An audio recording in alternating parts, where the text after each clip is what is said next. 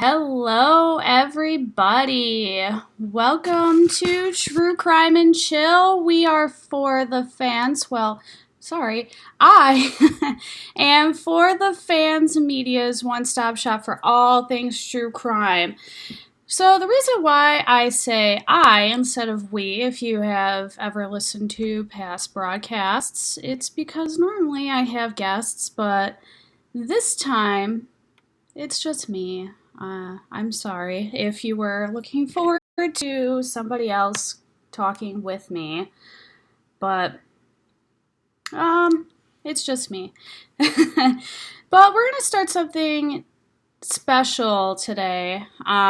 This is my first experience of a live stream, so if I sound like I'm nervous, it's probably because I am.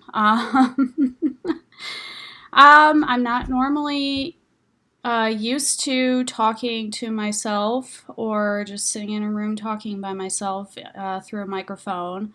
When I do my podcasts and my show, I have guests on and I get feedback, but today the only feedback that I'm going to get is from you guys staring at your laptop screens, your phone screens, or wherever else you are watching this live stream. And if you are watching this stream, thank you so much. I am so excited to try this out, and I hope it works. So if you've never listened to my show before, we talk about everything true crime. I watch a ton of true crime documentaries. I am a psychology major. Well, I graduated with my psychology major, so I love everything about psychology. And when I realized that there are such things as serial killer documentaries and people make documentaries about true crime events, I was instantly gravitated to it. We have covered things from female serial killers to teenage killers. We've talked about the Lorena Bobbitt case most recently, and that episode, we got a little bit deep, and I'm just so grateful that I have this platform, and we could talk about obscure crimes that people may have not heard about, and they can learn through, podcast, and maybe eventually they'll make a documentary about it. Like, most recently, there was the Night Stalker docuseries that was released on Netflix that a lot of people have loved. I really enjoyed it. The only thing I wish is that they got into a little bit more depth. But we have covered Richard Ramirez in this show on a previous serial killers miniseries called The Killing Season, and all of these guys that you see on the screen we have covered in that same miniseries, and we talked about some more. But this miniseries is going to be a little bit different because some people, or I shouldn't say some people, I should say most people don't realize that there is a serial killer in every state. And I'm not going to cover all 50 states in this show because it'd probably be several hours long. And I don't think I'd have enough energy to talk that much by myself. And B, I don't really think you guys want to hear me talk nonstop for about maybe 4+ hours, however long it would take. But we're only going to do 10 in this episode and see how it goes. So we're going to start with a little quiz. And if you have not listened to my show before, I do a little quiz. Whoever is on my show with me as a guest, I will read them a question. And it's a little fun fact. And I try to see if my guests can guess the right answer. If one of my regular guests, Mark, is on the show, normally he gets them right. I don't know how. Maybe he has like some sort of book. Mark, if you're listening, you know who you are. um, so I'm going to see if he can guess this one right. And I would like to invite you guys to take a guess and see how well it goes. So, question is, which convicted serial killer was a talented artist? A. Aileen Wuornos, B. Ed Kemper, or C. Ted Bundy? Now I have all of their pictures if you're watching the live stream on display. Just look in their eyes, look at their faces. Do they look like they have any talents? And if you remember from my Killing Season miniseries, we did cover Ed Kemper, and he is a fascinating guy outside of his many crimes that he committed. If you remember, one of his hobbies is that he loves to record audiobooks for the blind. I think he has, if I remember correctly, like over 4,000 hours of audio where he is reading books and selling his voice for audiobooks. So I'll give you guys a little moment to think about this answer before I reveal it.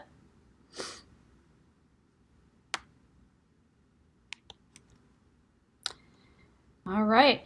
If you guessed A, Aileen Wuornos, you are correct. Good job, guys. For those who did not get the right answer, I'm sorry. Ted Bundy also has a lot of interesting quirks about him as well.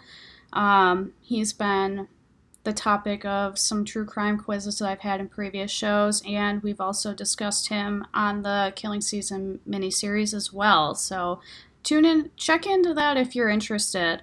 But on display, I have one of Aileen's paintings, and when I saw that picture, I was taken aback. Aileen is was, because now she's deceased, but she was a very troubled woman. She had a lot of issues and a lot of problems that she had to overcome, but I never excuse what she did.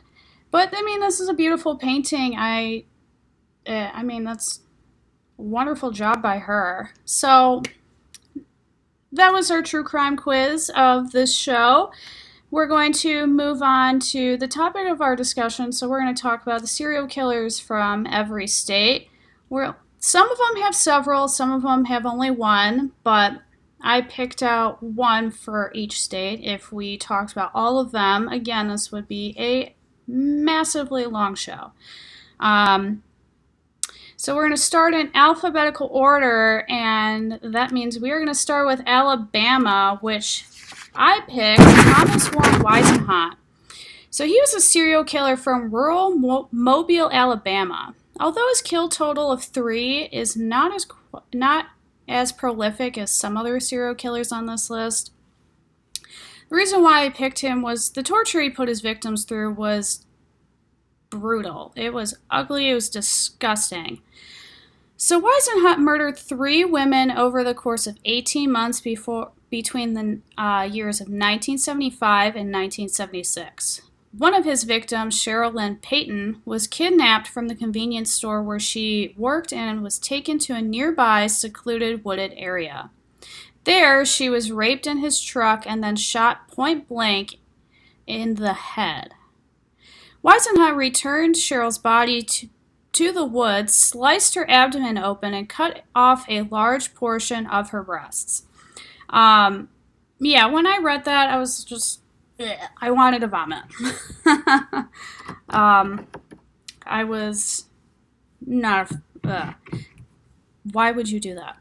So Weisenhunt was observed at the scene, so he fled and was later captured. Weisenhunt confessed to killing Cheryl Lynn Payton, as well as the murders of Venora Hyatt and Patricia Hitt. Weisenhunt was sentenced to death and was executed in Alabama in 2010, so this was 11 years ago. I wanted to say fairly recent, but oh my god, it was 11 years ago, so never mind. For anyone who's interested in these in these little facts, he declined his final words and requested his final meal to be chicken leg quarters, French fries, American cheese, an orange drink, coffee, and chocolate pudding.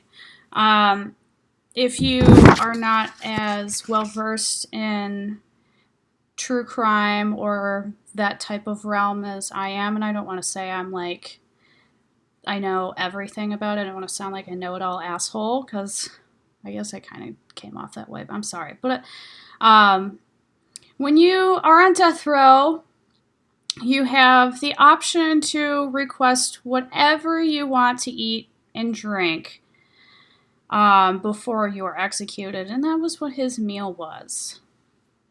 And by the look of his mugshot, this is a scary-looking dude. And we're going to move on to number 2, Alaska. So, you may not think that Alaska has serial killers or had serial killers, but from what I have learned through research and just reading articles casually, some areas of Alaska have high crime rates, which came to a surprise to me. I didn't think that they would have high crime rates, considering that it's not a highly populated state. I mean, I remember reading a long time ago that Alaska was willing to give people a check if they wanted to move to Alaska, and they would give residents checks just for moving to Alaska because people did not want to live there. So Alaska, we're going to talk about Robert Christian Hansen, aka the Butcher Baker. So again, like I mentioned, Alaska may not be a state where people would expect to have a serial killer, but Robert Christian Hansen was a brutal serial killer. He murdered 17 to 21 victims between the years of 1980 and 1983 in Anchorage, Alaska. On the surface, people believe Hansen was nice, and I guess if you look at that picture, he does look like a piece of shit asshole, but I'm a little bit biased because I know that he committed all these crimes, but he's got like the nerdy looking glasses, he's got like a clean cut haircut, and he seems pretty normal. Doesn't seem like a guy who would come off as a serial killer, and that's why we talk about these things, because even the most normal, plain looking people can look like serial killers. So, a lot of people thought he was a nice guy. A lot of people thought he was an ordinary family man, but he was actually the exact opposite. Hansen would routinely hire prostitutes for their services before kidnapping and raping them. Afterwards, he used his private plane to fly his victims out to a remote cabin in Nick River Valley. He would let them loose in the woods and hunt and torture them for sport. Yes, you heard that correctly, and I said that correctly. He would take his victims to a remote wooded area, release them into the woods, and hunt them for sport. If that is not messed up, I do not know what is. And when I read that, when I was doing this research to compile this list, I was like, how did I not know about that? How have I never heard about this guy? It's insane. So in 1983, Cindy Paulson was able to escape and contact authorities, who later arrested Hansen. While searching his home, investigators found quote-unquote souvenirs of Hansen's victims, such as jewelry and body parts. We have talked about serial killers in my mini-series that I did previous, that, like Ed Gein and Jeffrey Dahmer, notoriously love to cut off pieces of their victims and keep them as souvenirs or trophies, whatever you want to call them. And, like Ed Gein, and for those who do not remember, Ed Gein liked to wear his victims' body parts. But that's a different discussion for another day. So investigators found souvenirs of his victims, and Hansen was found guilty and sentenced to 461 years in prison. And in 1984, he died. He was imprisoned in 1984, and he died in prison in 2014. I do not know what he died from. I tried to do the research for people who care, but he is no longer with us. So we're going to move on to Arizona. We're going to talk about Douglas Edward Gretzler, and I promise you, not all of these serial killers have 3 names. So the interesting thing about this serial killer is that I have never heard of him, and Mark, one of my frequent guests on the show, he got me a Christmas gift, and he got me one of these serial killer coloring books, and he was in it. Never heard of this guy before. He never came up in like a discussion, and for some reason he was in this coloring book, so kind of odd. And I got this coloring book shortly after I started doing the research for this list, so maybe it was fate, I don't know. So Gretzler, a night that began with a home invasion and robbery, turned into a murder that then spun into a horrible crime spree. In 1973, Gretzler and an accomplice broke into Michael and Patricia Sandberg's home in Tucson, Arizona. Gretzler bound and gagged the Sandbergs and let Michael lie in his bed while Patricia was bound to her living room couch. Gretzler first shot Michael in the head, then firing at Patricia. Gretzler's accomplice then shot Patricia as well. After the Sandbergs were murdered, Gretzler and his accomplice stole their credit cards, checks, camera, and their car before fleeing to California. During this time, Gretzler murdered 9 more people. Police apprehended Gretzler and his accomplice, Willie Steelman, charging them both with first-degree murder. Gretzler admitted to murdering 17 people in total. In 1988, as Gretzler was set to be executed, he apologized to all of his victims' families in front of about 36 spectators. Gretzler said, "From the bottom of my soul, I am so deeply sorry and have been for years for murdering Patricia and Michael Sandberg. Though I am being executed for that crime, I apologize to all 17 victims and their families." Yeah, it was very interesting. If you want me to do a show where I go into more depth about this particular serial killer, I can discuss more about all the 17 victims, but for the sake of time, since we're talking about 10 serial killers, I wanted to condense it a little bit. I apologize, guys. I'm sorry. So we're going to move on to Arkansas. Now, Arkansas, this one was a little tough, and I always like a good mystery, and in that serial killer mini-series, The Killing Season, we had an episode about unknown serial killers, and I also did an article on ftfmedia.com, or forthefansmedia.com, where I did 5 unknown serial killers that you may not know. And the reason why I am always attracted to unknown serial killers, and, like the Unsolved Mysteries series that's on Netflix, the old and the current one, they're just so fascinating because we have developed we've improved forensic evidence and forensic testing so much that you would think that a lot of these crimes could be solved, but for some reason, a lot of people still find ways to slip through the cracks and go unnoticed. And this is a very interesting story too. So we're going to talk about the Phantom Killer, which is also known as the Texarkana Moonlight Murders. In 1946, a mysterious serial killer terrorized a small town in the Texarkana area for approximately 10 weeks. The attacks began in February 1946, where Jimmy Hollis and Mary Larry were attacked in their car. The pair ultimately survived. 3 weeks later, the Phantom Killer had its first victims when Richard Griffin and Polly Ann Moore were killed in their car. Exactly 3 weeks later, another couple was murdered. Another 3 weeks after that, Virgil Starks was murdered and his wife Katie was severely wounded. These murders terrified the town as everything was shut down at night while citizens stayed heavily armed indoors.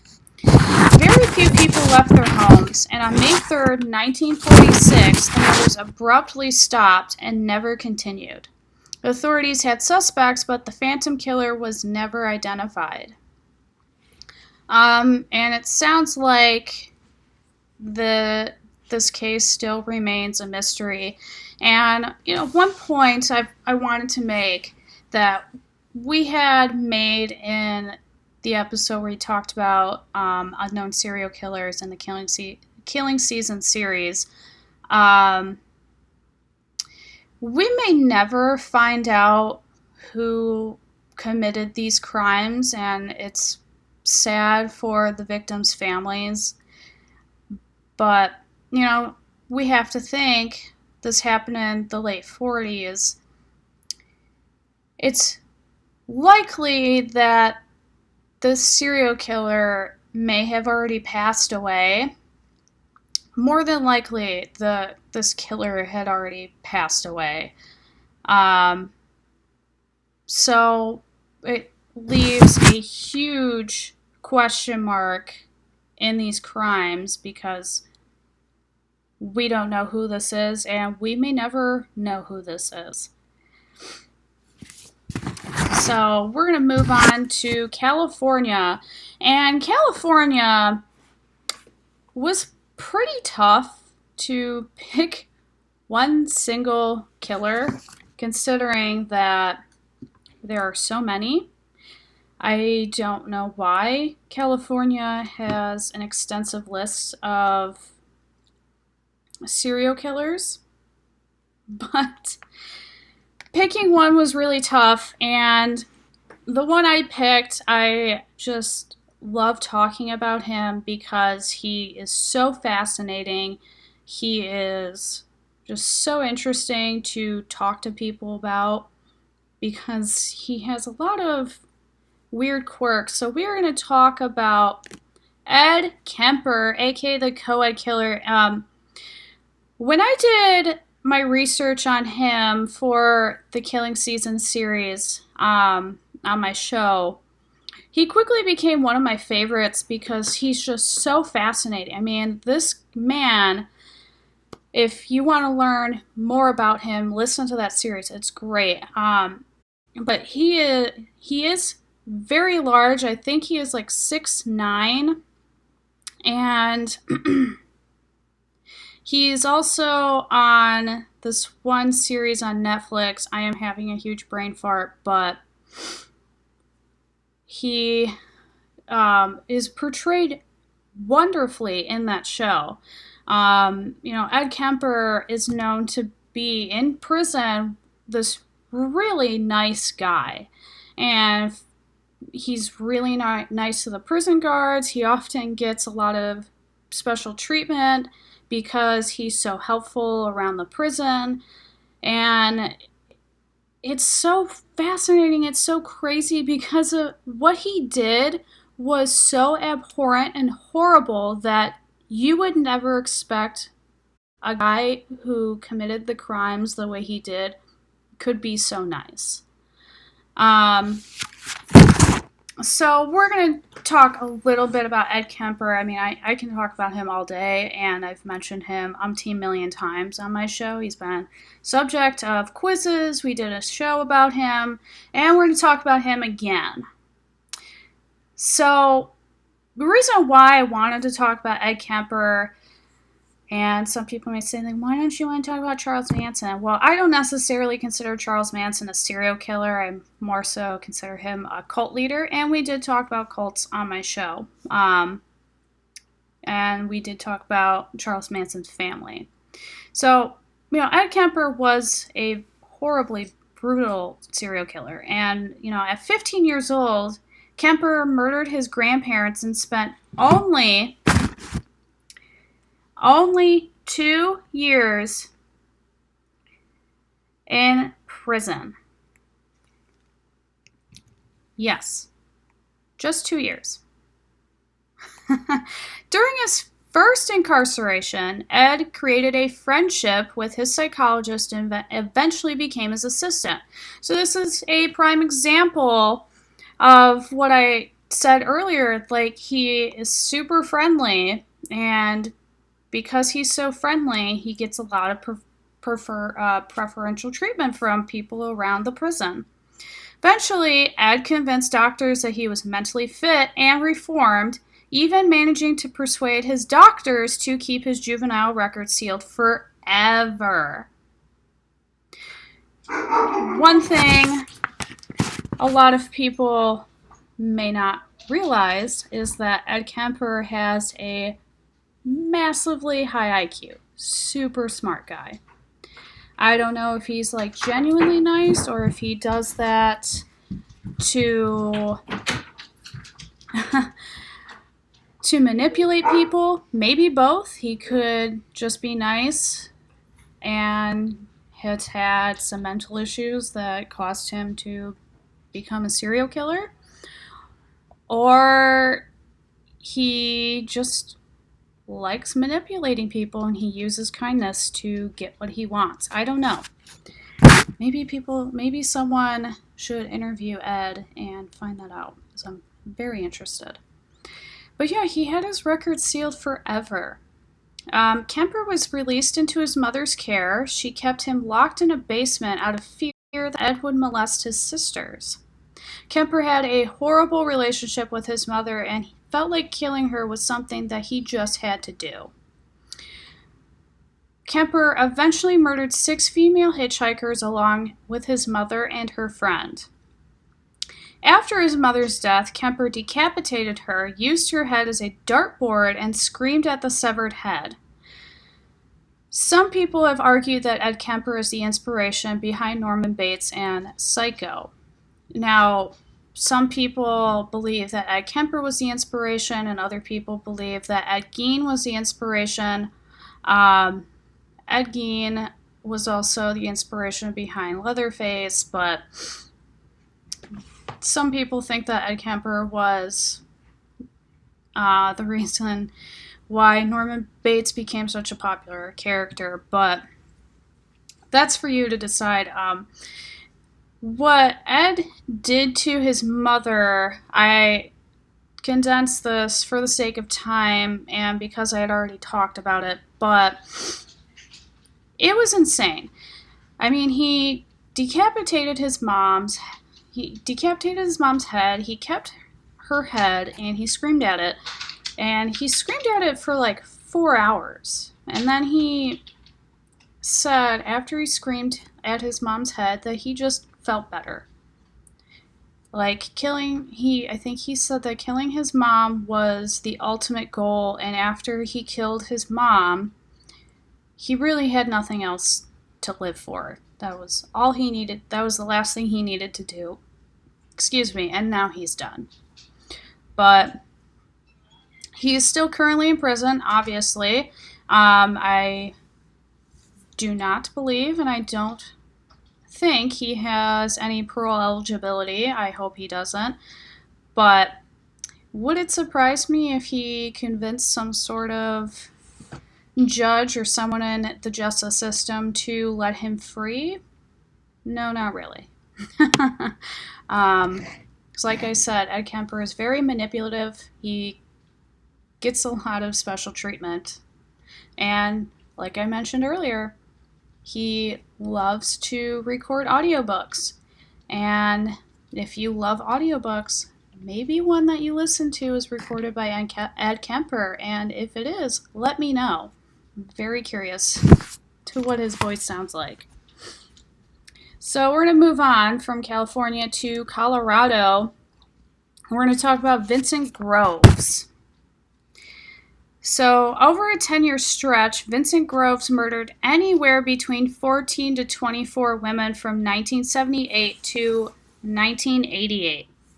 It was in 1988 that Groves was ultimately apprehended for the murder of Diane Mancera, after police found Mancera's body on the side of I-25 in Denver.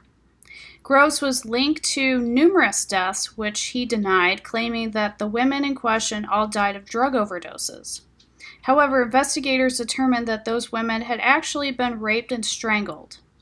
In 1989, Groves received a life sentence. While in prison, Groves was asked to confess to his murders, but he refused.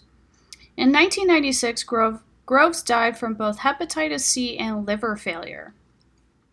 With the help of countless advancements in DNA analysis, Groves had since been linked to 20 more murders, which could bring his overall body count to more than 24, which is crazy. So, something about serial killers that, if you do not know, they often love to lie about their body count to just make themselves more prolific and to make themselves more notorious. They want to be talked about, so they will say like, "Oh yeah, I killed her. Oh yeah, I killed that guy. I killed this couple a long time ago. That was me." But it's interesting that DNA analysis was able to link this guy to 20 more murders. At the time, it was mathematically around 4. I don't know, but I would love to learn more about this guy and talk about more about this guy. If you guys are interested, I can maybe do a show about him. So we're going to move on from Colorado to Connecticut. So we're going to talk about William Devin Howell, aka the Sick Ripper.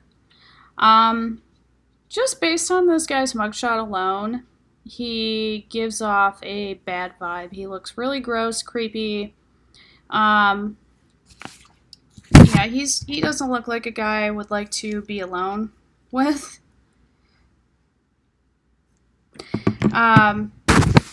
So Connecticut is another one of those states that doesn't really strike me as a state that would have a serial killer, but they do. So William Devin Howell is one of the most prolific serial killers in Connecticut history. And if you do live in Connecticut, tell me more about him if you know anything about him. He was convicted of murdering 7 people in 2003. In 2007, a person was looking for a hunting ground behind a shopping plaza on Hartford Road in New Britain, Connecticut. While in the process of surveying the land, this individual came across several dead bodies. Since the area behind the shopping plaza was wooded and marshy, it was inaccessible to cars and delayed the investigation. Due to blood samples, authorities connected Howell to one of the murders and sentenced him to 15 years. In 2017, Howell was convicted of 6 other murders and ultimately sentenced to 360 years in prison. While in prison, Howell confessed to a cellmate that he had a quote-unquote monster inside of him and called himself a sick ripper. Howell also said that he kept the body of one of his female victims in his van for 2 weeks because it was too cold to bury her. I guess that's nice. I don't know. I guess it's nice that he was being conscious. But it gets weirder from here. He admitted to sleeping with the corpse, and he called the corpse baby.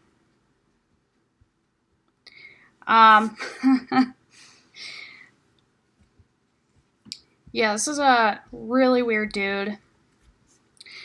And I don't like to judge a book by its cover, but he kind of looks like a guy who would do some weird shit like that. I hate saying that because I'm not a judgmental person, but he definitely looks like one of those truckers that would like give you a weird look and you just feel off when you look at him. And I look at his mugshot and he just looks off. Also, Howell cut the victim's fingertips off, dismantled her bottom jaw, and disposed of the body parts in Virginia. In Virginia. Drove from Connecticut all the way to Virginia just to get rid of these remains. Yeah, this guy's fucked up. Sorry for my language. I should have prefaced that in the beginning, and I should have also given a warning, but too late now. So yeah, this guy, disgusting. We're going to move on to Delaware. We're going to talk about Stephen Bryan Pennell. And, you know, Delaware is a small state. Again, not a state that strikes me as a place that would have a serial killer. So, Stephen Bryan Pennell, aka the Route 40 killer, is the only documented serial killer from Delaware. And I say documented because there could be unknown serial killers, there could be, you know, serial killers in the making. We don't know. Serial killers are just fascinating to talk about, and I don't want to say that in like a fangirl way, but they're just interesting to talk about. So Stephen Bryan Pennell is the only documented serial killer from Delaware. So between the years of 1987 and 1988, Pennell raped, tortured, and mutilated 5 prostitutes along Route 40. Pennell would prey on sex workers on Route 40, picking them up in an electrician's van. For all you electricians out there who are listening, I'm sorry. This is nothing against you guys at all. As bodies piled up, investigators noticed that the victims had blue fibers on their bodies, which helped police find the killer. In 1988, an undercover cop posed as a prostitute on Route 40. After passing several vehicles, she noticed a blue van pass by 7 times in 20 minutes. That is a lot. A lot.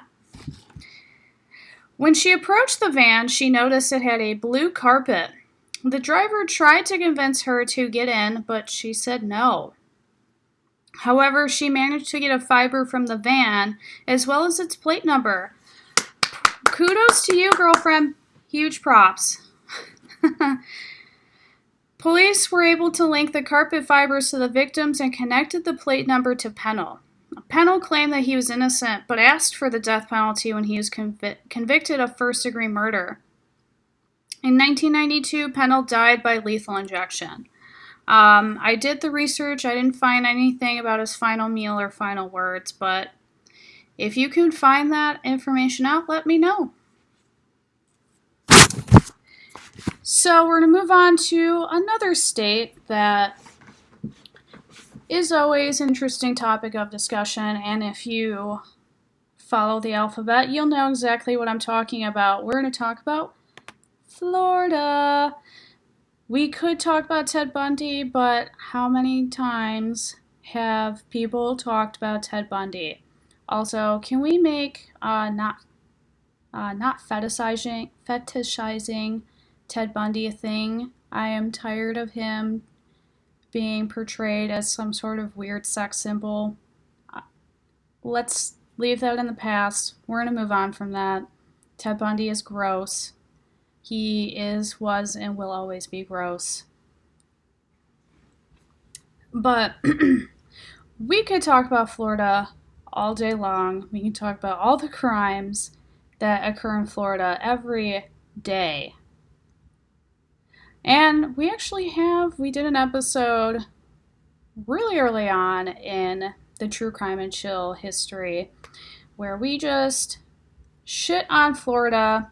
We did a fun little game, and if you want to hear us make fun of Florida again, I know a lot of people would love to join me in that, but I picked Christine Falling for this list because I had never heard of her, and her story was pretty crazy. So she's also known as the babysitter from hell, and when I tell you why she's a babysitter from hell, you'll definitely understand. So Florida is home to notorious serial killers such as Ted Bundy, Aileen Wuornos, but it also claims Christine Falling, aka the babysitter from hell. And at 19 years old, Falling choked 5 children to death, including an 8-month-old.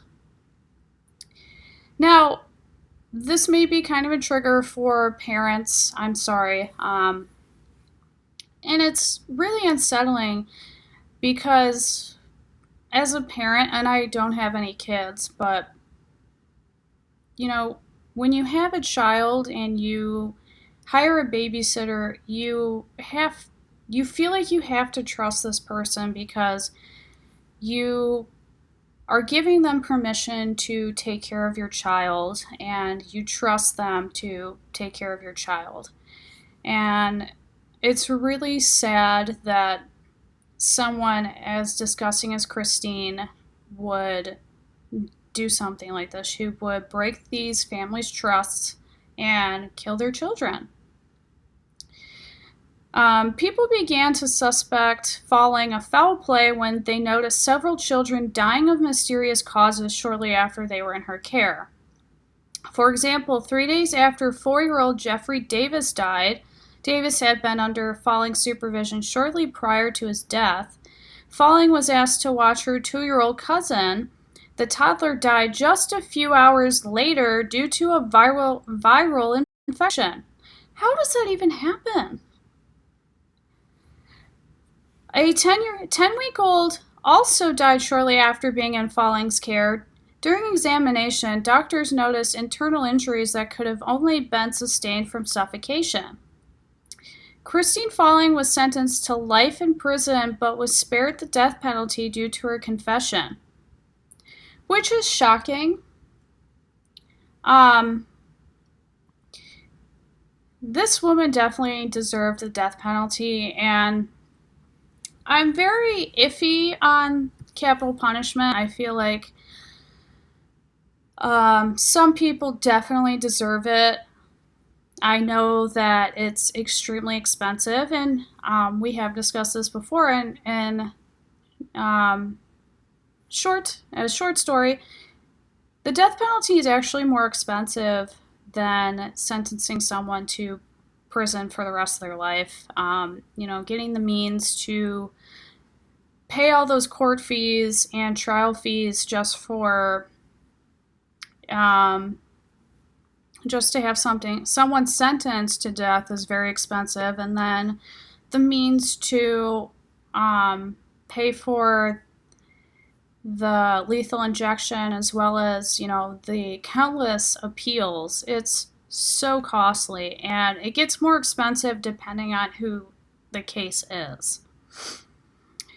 But in my opinion, Christine Falling definitely deserved to have the death penalty. Falling confessed to the murders and said she killed children because she had a sudden urge to choke them.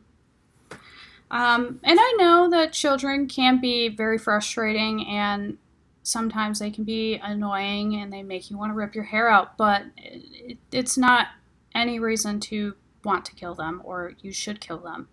I never excuse killing a child. We talked about this, and I think this was the first ever episode of True Crime and Chill. We talked about children who were victims of DCFS failing them.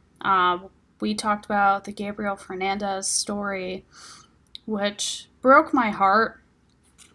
Watching that docuseries on Netflix was so heartbreaking. And like I said, I don't have any children.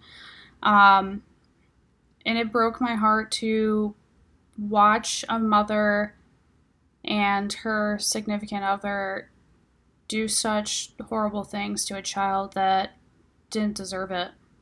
So, you know, I just don't understand why Christine Falling got the death penalty, even though she confessed. I would have just said, given her the middle finger and said, well, enjoy the chair. Sorry if that makes me sound like a horrible person. So we are going to move on to our last story. We're going to end the show with Georgia. Now, Georgia, we're going to talk about the Atlanta child murders. This is also a very interesting story. So between 1979 and 1981, Atlanta was in a state of panic. As the city saw a disturbing increase in African American children being murdered. Over those 2 years, 28 children were murdered in total. During that same period, 2 adults were murdered in addition to the 28 children. Unfortunately, there is no official suspect in the Atlanta child murders cases. However, a man by the name of Wayne Williams was tried and convicted of the murder of the 2 adult victims. He was given 2 consecutive life sentences. To this day, Williams maintains his innocence and says he was not involved in the child murders. In 2019, Atlanta Mayor Keisha Lance Bottoms reopened the case in hopes that recent advancements in forensic technology can possibly help find the culprit. I would love to do more extensive research on this case if you guys are ever interested in it, but I think it's awesome that the mayor of Atlanta wants to reopen this case. And like I said, we have an advancement in technology and forensic evidence that we should try to get justice for these families. And it's really unfortunate that there is no suspect and no one has been caught yet. And it's fairly recent. I know that 1981 is now 40 years ago. Just crazy to say, but it's possible that the killer who committed these crimes could still be out there, because it was only 40 years ago compared to like 80 years ago. So if there's any news that pops up about this case, because this was in 2019 that this case had been reopened, if there is any news, I will definitely keep you guys updated. But that is the end of our list, and I keep saying we. I'm just so used to having guests on my show. I'm sorry. But I would love to wrap up the show and invite you guys to give me any feedback if there are any cases that I had mentioned that you would love to hear more about. I can do a future live stream, or I can record a show about these if you want to know more.